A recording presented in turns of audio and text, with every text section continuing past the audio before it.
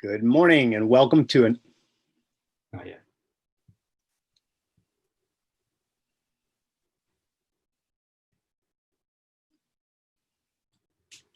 Good morning and welcome to another episode of Philosophy for Flourishing. I'm Craig Biddle. I'm joined by my colleague John Hersey. This is the podcast of Objective Standard Institute. And today we're going to talk about what the philosopher Ayn Rand called the myth of innate endowment. Now, this is the idea that some people in life just kind of have what it takes to succeed. They're just endowed with this ability to do things, get things done, and be successful in life. And then there are the people who just don't have that endowment. They're just the regular people who kind of goes through life and life just happens to them, and it doesn't happen to them in as good a way as it happens to these other people. And so, the idea being, you've got a real estate friend who's extremely successful in his or her real estate business. And the question is, why is that so? Well, this person just sort of has this innate ability to do real estate.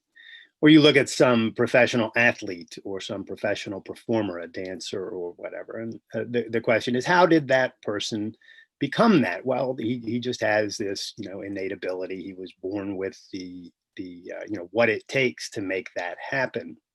And then there are the people who have these sort of mundane or mediocre lives. They don't do much. And the problem there is simply that they don't have this thing. And Rand, in her essay, The Metaphysical versus the Man-Made, hits this from several perspectives. And I urge you to read that essay if you haven't read it, or reread it if you haven't read it in a while. It's absolutely a beautiful essay. But I want to flesh out today the meaning of this idea, this myth of innate endowment. And I want to talk a little bit about what the alternative is to this myth, what the truth is about all of this.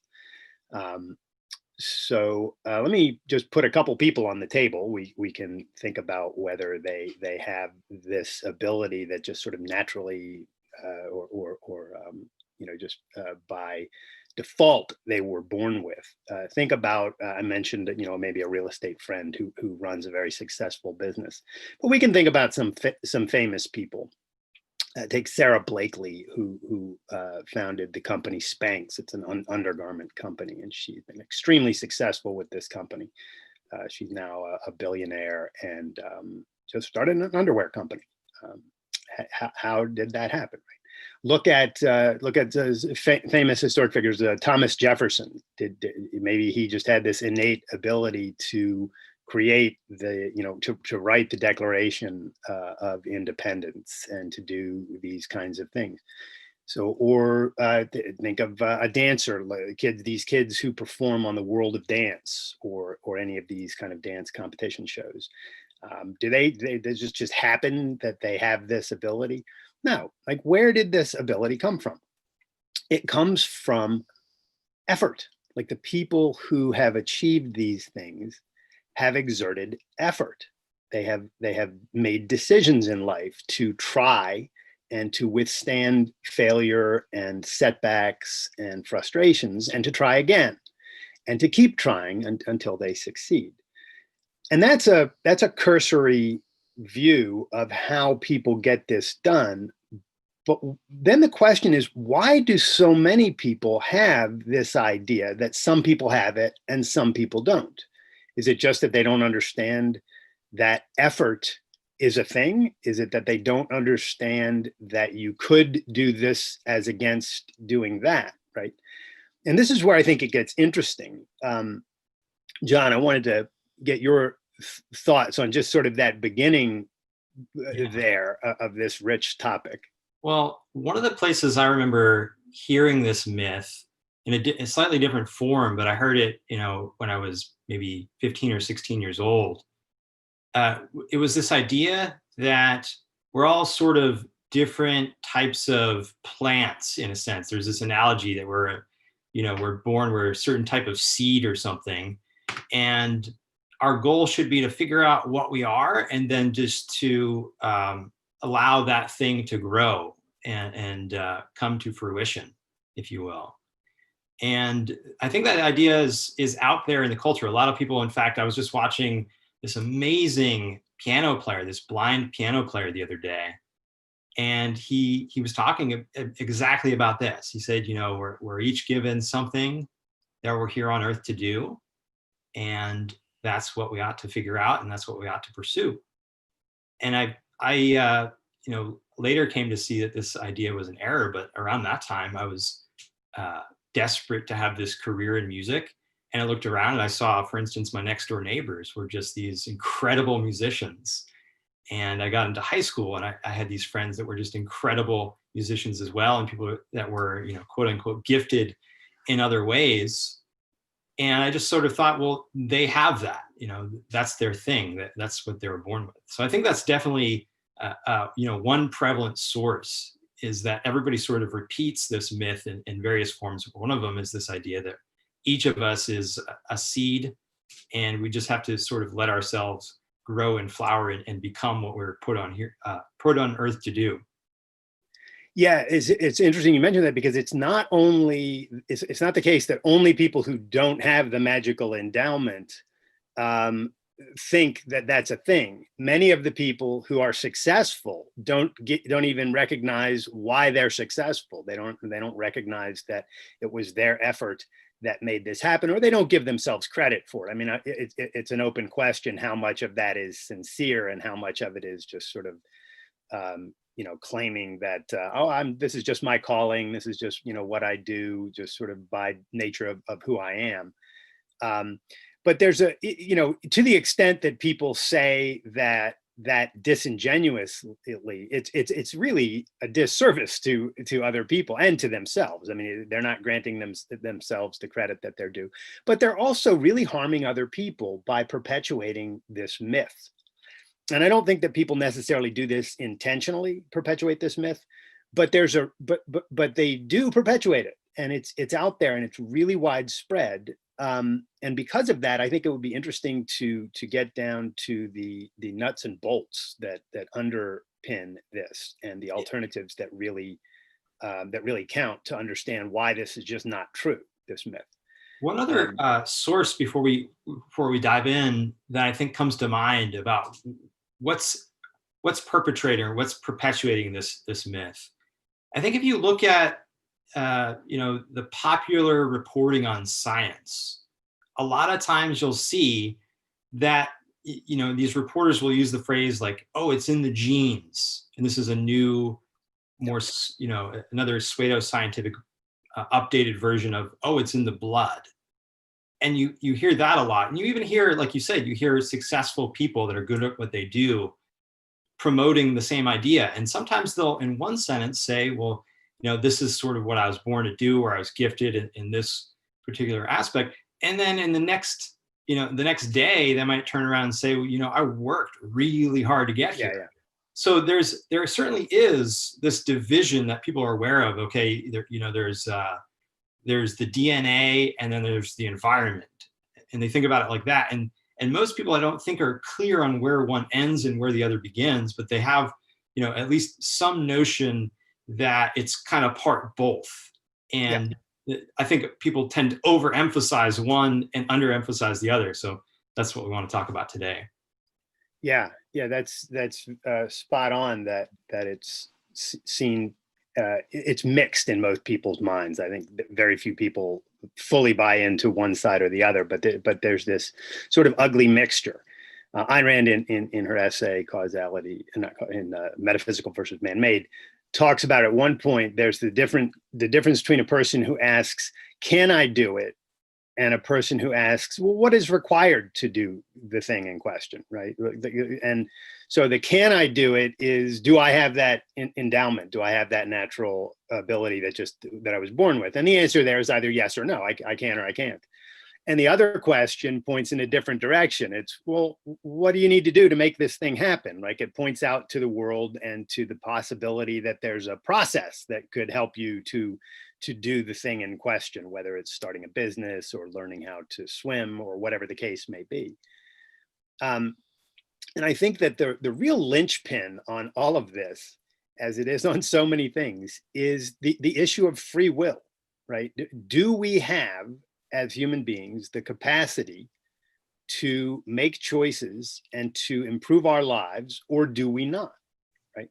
And it's interesting how this battle continues to rage today, because you've got people like Sam Harris saying that we don't have free will and that it's anti-science to think that we do.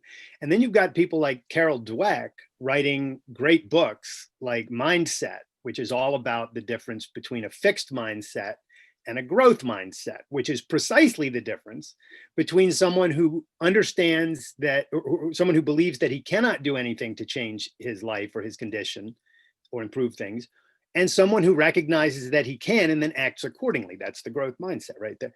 And so this goes to the mixture point that you're talking about. People have this totally mixed up idea, because I doubt that Sam Harris would even disagree with Carol Dweck's thesis, right? On one hand, he would agree with her thesis. Yeah, well, you can do that, but he would still insist that you don't really have free will. So eventually he'd have to fall back. It'd be an interesting question to ask him. Eventually he'd have to fall back on, well, no, really, your genes or the atoms around you or whatever pushed you in this direction or that. So this is really what's confusing so many people. And I think this undermines and really retards people's ability to make decisions, to make choices in life and then follow through with them, because they're not fully convinced that they even can do those things. So I want to flesh out one really beautiful point that Ayn Rand makes in the essay that we're talking about, Metaphysical versus Man-Made. She's talking about the fact at one point, she says, some people deny free will on the grounds that it would violate the law of identity. How, because, and this is where people freeze the abstraction of causality at the level of physical causality. So cause and effect is real, and therefore everything in the world acts by causal laws. Therefore, everything is physical and acts by mechanical laws. And that's sort of the way that people think through this. But this just isn't true. And Rand gives a really nice, terse example that I want to flesh out. She says at one point, she goes, the fact of volition, the fact of free will, does not violate the law of identity any more than the fact that living beings who have self-generated action, right, does not violate the law of identity when you compare it to inanimate objects that don't have that capacity, right? So here are two different things that exist. You've got a rock and a tiger, right? The rock has no capacity to self-generate action, to create its own action. It can be kicked or thrown, but it doesn't generate its own action. The tiger, on the other hand, does. Well, is that a violation of the law of identity? It's a physical thing acting by its own accord. It's not only a physical thing; it's a physical thing with consciousness, acting, by itself without being pushed by some other thing. What's going on there? And then she says, well, just like that, we can say that a human being who has consciousness and is able to make choices to direct his consciousness is not a contradiction in comparison to the tiger who can't make choices, but is just a conscious living being who takes self-directed action, but does not do so by volitional choice, right? And she just says, look, all that's going on here in the difference that makes a human being is that the human being is able to take self-generated, goal-directed action in regard to the use of his consciousness, the use of his mind. And none of this violates anything about natural law. That it's a fact that there are physical things. It's a fact that there are biological living beings. And it's a fact that some of those biological living beings can make a decision to use their mind or to not use their mind, to exert mental effort or to not exert mental effort. And, on one hand, the fact of volition is just self-evident, right? We can introspectively see that we can exert mental effort or increase or decrease mental effort or simply cease mental effort altogether. We simply have that capacity. We can see it. But when that comes up against people who claim that that's an anti-scientific view, that it's just a contradiction of the physical laws of reality to say that you can make choices. People don't know what to do about that. And I think that they get convinced. This is why, as much, as much as I love some of what Sam Harris does, because he's so bright, but people like him who rail constantly against volition, against the fact of free will, they're really harming people. And I want to try to help people get a better understanding of how to realize the truth of the thing that is actually self-evidently true, which is that they do have this capacity to either exert mental effort or not exert mental effort. I mean, I love that point that Rand makes, that just as a living being who has self-generated goal-directed action does not there's no contradiction there regarding the law of identity when you compare it to a rock or some kind of an inanimate object. So too, the next level of advancement, the capacity to will your mind to function or to rest or to evade, that is not a contradiction either. It's just a different thing acting in accordance with its identity. So I love that part of that essay. This is the exact distinction that this idea that each of us is a certain type of plant that we're just going to flower into. Yeah. This is the exact idea that papers over. It papers over this distinction. It's a really nice poetical thing to say. And at one level, it just intuitively sort of makes sense. But at another, if you look at it, it really doesn't. There's a fundamental distinction between a plant and a human being. And that distinction is that we have free will. We can choose what we do. And this is not to say that there's nothing for which we are predisposed. Oh yeah. That there's no, that we don't sort of have the wind in our sails when we choose to do one thing over another. It's not to deny that fact, but it's just to recognize that we have this single point of leverage in the world. We have this world of cause and effect all around us, but we have this one point of leverage, which is we can choose what we do in the next moment. And if we continue to make choices over and over and over again, we can become things that maybe we weren't necessarily predisposed to become.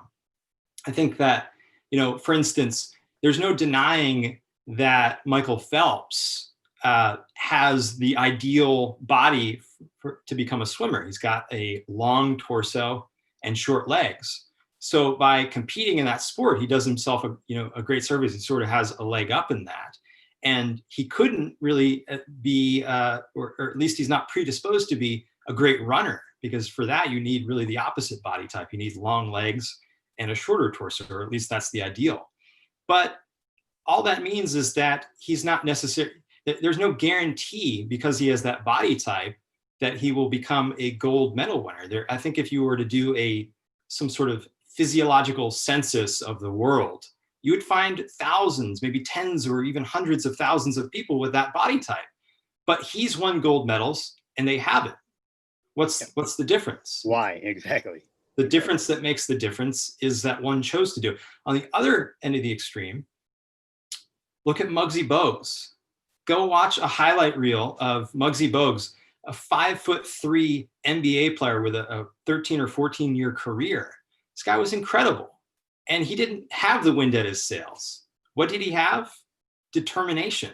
He really wanted to become an NBA player, and he became a great one. Yeah. So.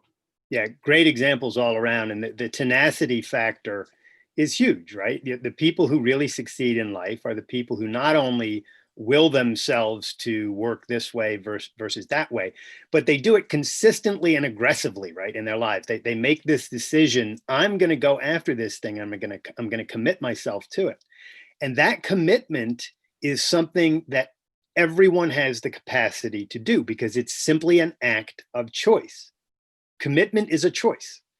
It's not something that we're not born with commitments. So I'm glad you brought up these physical elements because it's obviously the case that some people have Forget even about forget even about a professional level athlete like Phelps or Muggsy. You can take just your average person. You could take you and me, for instance. One of us probably just without any training would run faster than the other one, right? Because of perhaps the you think it would be you. We're gonna have to run a race here to settle this dispute. But there's no question that one of us would, if we were both born, and did no training at all, and then just had a race one day, somebody would win that race, right? And that might have to do with some degree of determination in pushing during the race, but it also might have to do simply with the fact that one of us has better hamstrings than the other one, or more muscle in that way. It's also the case if you think about things like vocal cords, right? I have a relatively good speaking voice, but when I try to sing, women and children cry. I mean, it's a really, really bad thing. I actually had, my dad was a rector at Trinity Episcopal Church in New Haven. He was a fellow at Yale at the time. And because he was the rector, his kids got to, he was the minister there, his kids got to be in the choir no matter what, right? So this poor choir master, a guy named Steve Lowell, had to have me, I'm like 8 or 9 years old at the time, he had to have me in his super elite choir. And these kids sing like birds. They're all of their voices are beautiful. My younger brother was in it. His voice was beautiful. All their voices were beautiful. And I would open my mouth and out would come just shrill, just shrieking, horrible noises. So I had this wink agreement with the choir master, who is forever indebted to me for this. I had this wink agreement that I would simply mouth the songs and wouldn't actually sing, at least during the actual performances. And the reason is I actually tried. I liked singing. I liked being in the choir. It was during practices I would sing because I wanted to improve my voice, and I actually made an effort there. But whatever was going on with my vocal cords relative to these other kids, it just, I didn't have it. So there's no question that there are certain things that we are either born with or not. Michael Phelps's body, my vocal cords, these kinds of things. So the idea that innate endowment is a myth does not cancel out any of those obvious truths. What it goes to is the capacity to commit to things, the capacity to exert mental effort, to follow through in the things that you want to try. That guy Muggsy, I don't follow basketball, but that guy Muggsy is shorter than I am and apparently was able to have a career in the NBA. I, given my height alone, probably could not have done that, no matter how hard I tried. So I think that there's now maybe I could have. I think you could perhaps argue that that's debatable. But I would just want to be really clear that none of this is to deny the existence of physical differences that people may have at birth.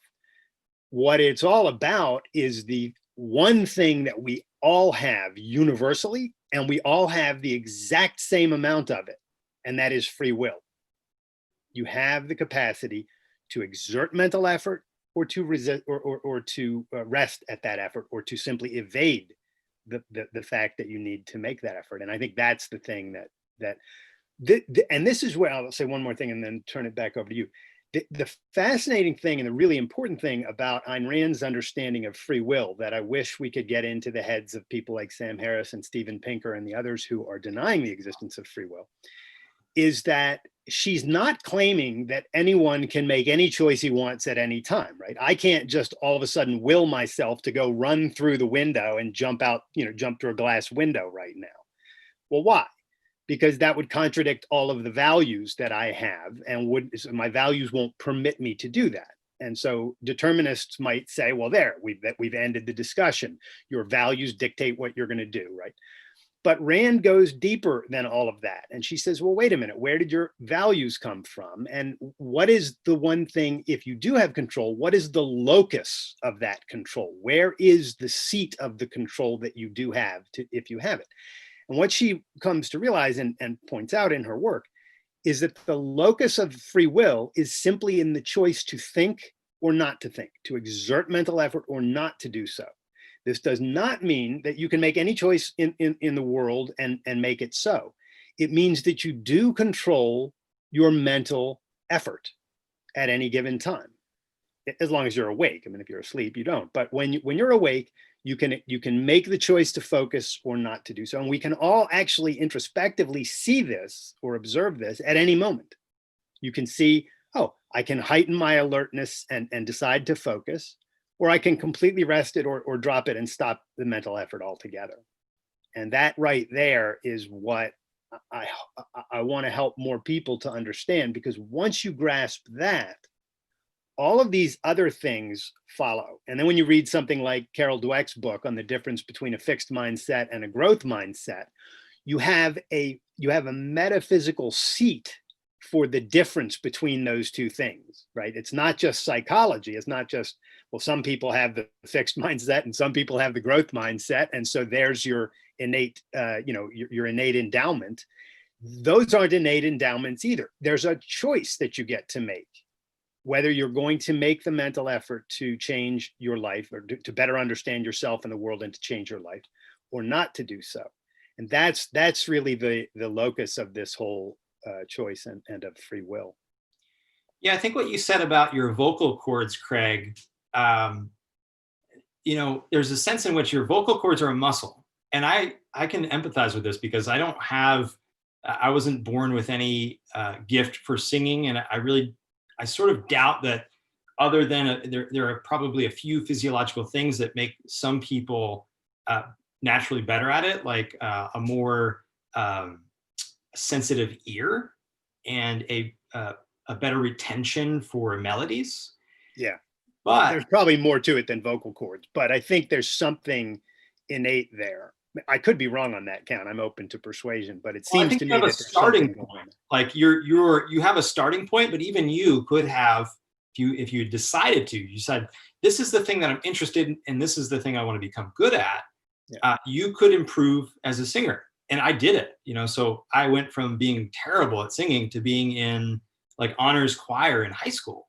And, I've sort of lost that because I'm out of practice. But the point is that you can do that sort of thing. Now, there are things that are metaphysically impossible. Like, at least at this point, I can't, if I decide to, have a baby. I can't get pregnant. I'm a biological male. I can't do that. But so much of what we look at, so much of the possibility that's out there. I think we might get canceled on Facebook and Twitter for your having made that point about your not being able to have a baby. So we're in dangerous territory right now. It's worth it to make that point. All right. So, one of the things, and earlier you brought up Rand's point, where she says, it's not, can I do it, but how can I do it? Yeah. How can I do it? It focuses your mind on the causality and what's needed to affect the kind of change that you want to see in the world. Yeah. And one of the ways that I put this to myself, at some point I came up with this, it's just principles over particles. Nice. And the idea is just that the difference that makes the difference is having a consistent set of principles by which you make the sorts of decisions that will lead to your success. Yeah. Go ahead. That's really, I like that, principles over particles, and that is the difference that makes the difference. It really is. It's because what is a principle? It's an idea, and it's your ability to to activate your mind to seek and use ideas, or not to do so. Right? It still comes down to that. To stick with this idea of my vocal, the issue of my vocal cords in that story, because I think that's actually pretty rich now that we're into it. It is true that I can, and in fact I did, improve my singing. So this guy Steve Lower worked with me. He during practices he would single me out and try to help me along, and I did. My voice got better I think I was in the choir for 2 or 3 years. And my voice definitely got better during that time. And I made a real effort, because I loved the sound of choral music. I just did. And I wanted to be good at it. So I made that effort. but there's no there, it's just like the running factor, I mean, that we talked about earlier. There are some people who, when they just open their mouths, you take two 6-year-old kids and tell them both to sing, and neither of them has put any time or effort into singing, and one of them likely is going to have a more beautiful voice than the other. Now, I think you're right that this goes not only to vocal cords. There's the oral factor, and this, all the stuff going on with the ear, and there's several major elements to what constitutes the ability to sing. And so it's wrong just to make the vocal cords be the one thing, but there's definitely something there. But your point, and your example of this guy Muggsy, who was really short and succeeded in the NBA, that's really a counterpoint even to this, right? So like you might be born with a deficit in a certain area of life, but that still doesn't mean that you can't succeed in that area of life. It means that you may have to try harder than other people do if you want to succeed there. I just wrote this piece about Helen Keller, because I found that this if listeners might want to go look it up. It's titled Helen Keller's 5 Keys to Being Happy. And in that I discuss this girl, Bethany Hamilton, who, when she was 13 years old, had her arm bitten off by a shark while surfing, and whole arm gone, whole left arm. 1 month later, this 13-year-old girl was back in the water surfing again, and she went on to win a bunch of surfing tournaments and to be one of the top surfers, even surf the big waves, the big honking insane waves that you die if you fall and don't know what you're doing waves. She went on to do all of that. Well, what happened there? Was she born with the innate ability to surf without with only one arm? No, nobody's born with. There's no such thing, right? Because we're not supposed to even be born with one arm. So what happened there? It's determination. It's the choice to commit to something and say, I love this thing. I want to do this thing. Or it doesn't even have to be, I love this thing. I'm going to commit to this because I want to see what happens. I'm curious about it, or I love it, or whatever the case may be, whatever's going to draw you to do this thing. That's the capacity that we all always have. That's the thing. That's the root. Part of this myth of innate endowment, I think, I don't know if it originates with Plato, but he certainly propagated it in his 3rd book of the Republic. And he talks about the necessity to tell this noble lie, he calls it. And he admits right there that it's a lie. He says that we have to tell people that they are born from the soil of the city, and that the gods implant in them one of 4 metals: bronze, iron, silver, or gold, I believe. And that determines what they'll be able to do. They can be a ruler, or they could be in the military, or they could be a craftsman, or they could be a farmer. They have to be one of these things, but they're born with that ability, and that's that determines what they'll be able to do with their lives. And this idea was picked up, we've seen it throughout history, that certain people are endowed with certain things. Look at the Nazis.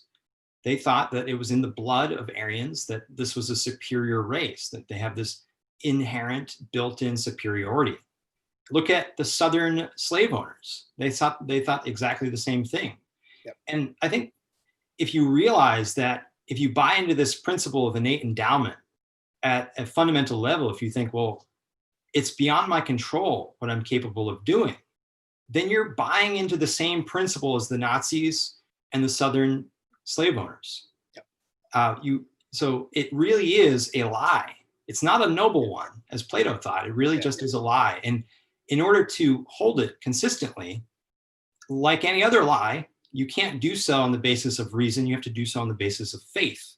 Yep. So you might have faith that you are inherently superior or inherently inferior. But either way, that position is not based on reason. Yeah, it's an ignoble lie is what it is. And I do want to add, though, that that you can either hold it on the basis of evasion or faith, as you're suggesting, or you can hold it, I think, on the basis of confusion. This is why it's important that people do understand what free will is and where it resides. Because I do think, see, and this is why, as I mentioned earlier, you've got the Sam Harris's and the Steven Pinkers of the world claiming that the idea of free will contradicts the law of identity and the laws of physical nature. And then you've got people like Carol Dweck writing books that are all about the fact that you have this choice, even if she doesn't understand that the seat of that choice is in the ability to focus your mind or not. So I think that it can be held innocently. What can't be done is for professional philosophic intellectuals to continue to perpetrate this myth, especially when Ayn Rand has already explained in perfectly clear, very understandable terms why it is that free will does reside in a specific place and why it is efficacious in the way that it is in this capacity to focus your mind or not. But I'm glad you brought in the metals and Plato's view on this issue, because it definitely has roots in philosophy way back to Plato, probably even to some extent before that. And it has been perpetrated ever since by various philosophers, this idea that we do not have the ability to make decisions and improve our lives. And it's absolutely visible today in what we can call the myth of innate racial endowment. So you brought up the Nazis and the Southern slaveholders, but unfortunately, we don't even have to look back in history. We can look out on the streets today. There's a whole resurgence of racism under the guise that the idea of a colorblind society, or Martin Luther King's beautiful vision of a world where people are judged by the content of their character, not by the color of their skin, that is being thrown out by the left. They're just denying the fact that human beings are individuals with their own reasoning minds and their own ability to make choices and their own ability to form their characters and be individuals rather than cogs in some racial collective. And they're now saying, no. We have to recognize that we all are a specific race, and you have to be true to your race. And by the way, if you're white, you are racist by your very nature. And if you're black, you can't be racist. What's that woman's name? D'Angelo.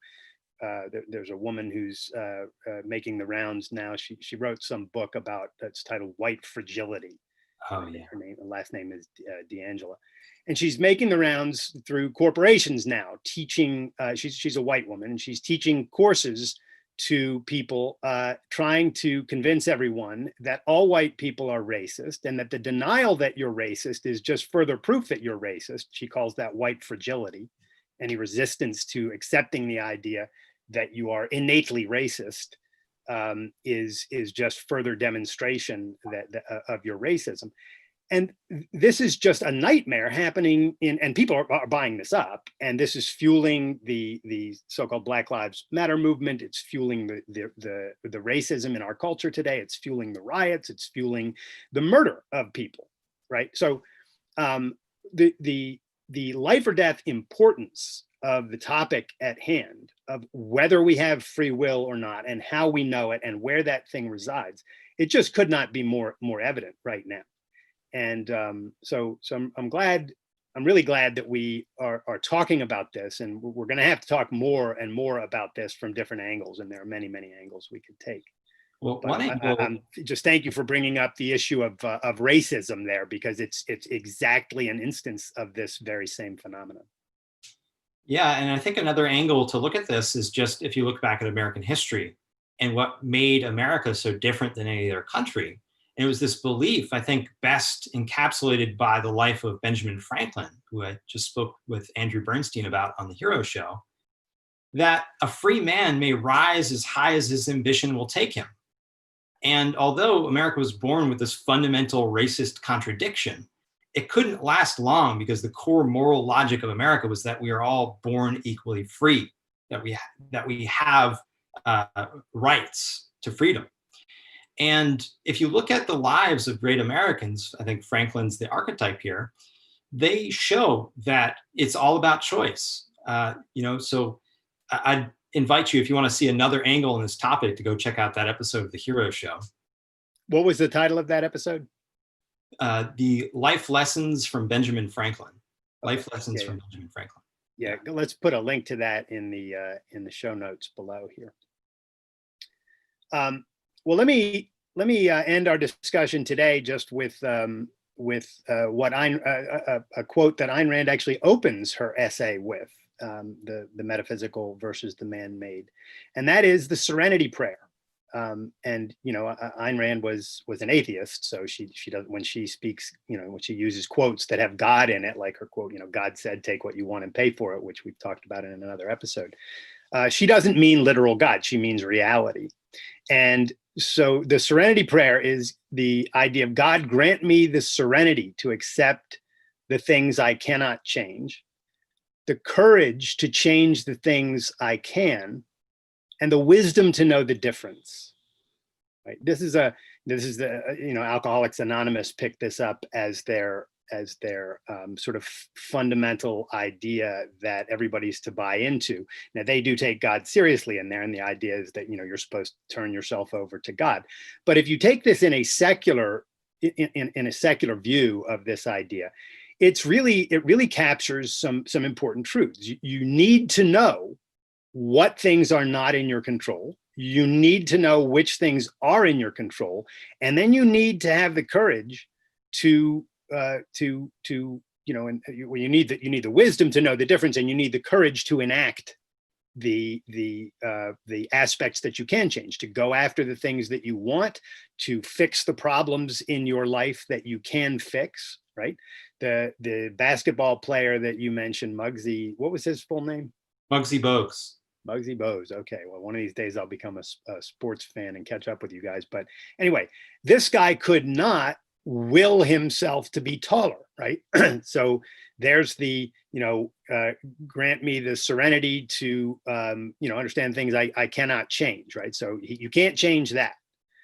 Grant me the courage to change the things I can. What did he do there? He said, well, I can't make myself taller, but I can make myself one badass basketball player. I can push myself to my limits. I can do everything within my power to increase my skills and to make myself a value on this team, given my resources and capacities.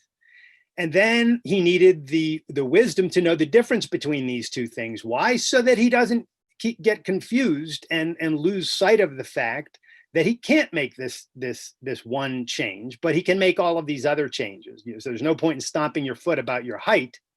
There's no point in stomping your foot about anything you can't change. There's no point in even thinking about them beyond a certain period of time, because you can't do anything about it. You want to put all of your effort into focusing on the things that you can change and making your life the very best it can be by means of that effort. So I just love the richness of the Serenity Prayer, taken in the secular meaning, because it definitely encapsulates much of what we're talking about here. Yeah, that's a beautiful quote, and I hope you guys all think so too. If you're enjoying the show, I hope you'll subscribe and rate us on whatever app you're using to listen in. Wonderful. Well, this has been fun. We'll be back next Wednesday at 7 a.m. Pacific, 10 a.m. Eastern Time. I hope you'll join us then for another episode of Philosophy for Flourishing.